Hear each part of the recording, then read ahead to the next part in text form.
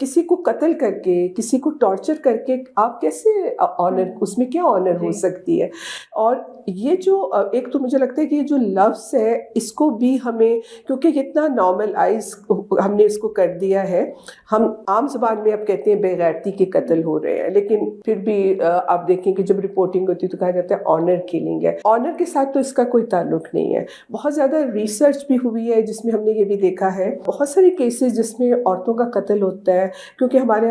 Cultural customs हैं, जैसे कारोकारी जैसे सिंध में होती है, इसी तरह पंजाब के अंदर भी है, बलूचिस्तान के अंदर संगचकी का तस्वुर है, फिर बदले सुलह में औरतों को दिया जाता है। ये जो एक तरह से कल्चरली उनकी जो काइंड ऑफ एक्सेप्टेबिलिटी बन चुकी है, इस कॉन्सेप्ट को मुझे लगता है कि हमें डीलेजिटिमाइज भी करने की जरूरत है, इसको क्रिमिनलाइज भी करने की जरूरत है, और ऑनर के लफ्ज को हटाने की जरूरत है कि ये जो कत्ल होते हैं इसमें कोई ऑनर नहीं है, ये क्राइम्स हैं जो कमिट हो रहे हैं, और इसके लिए सजाएं हमारे कानून के अंदर मुकर्रर है और वो सजाएं मिलनी चाहिए।